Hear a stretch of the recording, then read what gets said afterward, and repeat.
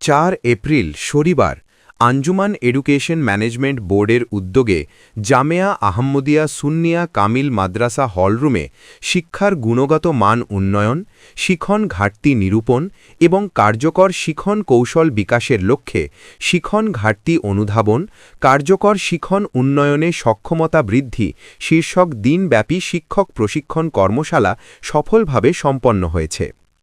সকাল 8:30 নিবন্ধনের মাধ্যমে কর্মশালার কার্যক্রম শুরু হয় এবং সকাল 9টায় উদ্বোধনী অধিবেশন অনুষ্ঠিত হয়।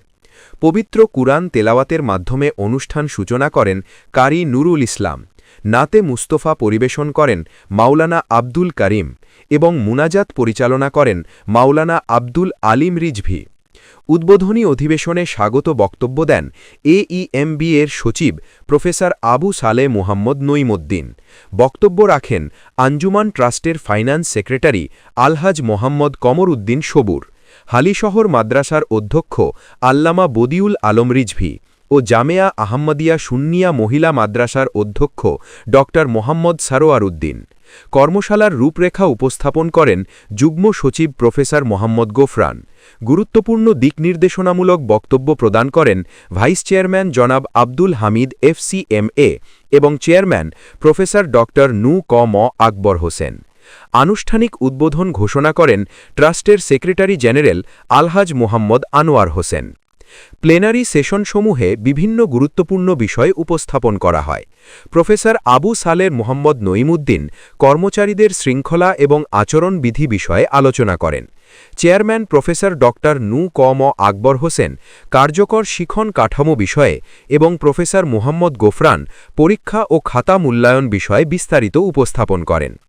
কর্মশালার অন্যতম আকর্ষণ ছিল দলভিত্তিক ওয়ার্কশপ কার্যক্রম।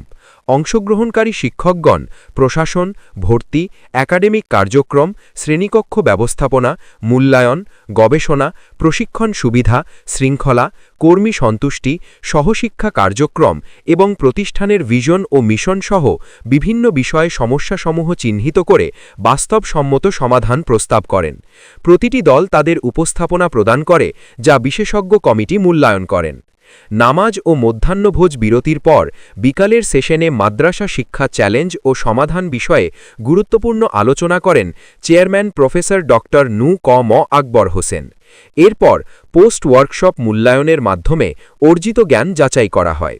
কর্মশালার প্রধান প্রশিক্ষকের দায়িত্ব পালন করেন আঞ্জুমান এডুকেশন ম্যানেজমেন্ট বোর্ডের চেয়ারম্যান প্রফেসর ড নু ক.ম. আকবর হোসেন। সমাপনী অনুষ্ঠানে কর্মশালার ফলাফল উপস্থাপন করেন AEMB এর সচিব এবং বাস্তবায়নের অঙ্গীকার ব্যক্ত করেন। টিম লিডারদের মধ্যে সনদ বিতরণ করা হয়।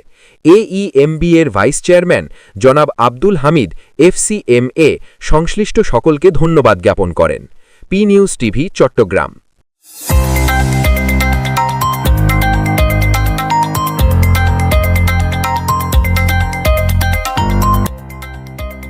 সত্যের সন্ধানে নির্ভীক, P News TV।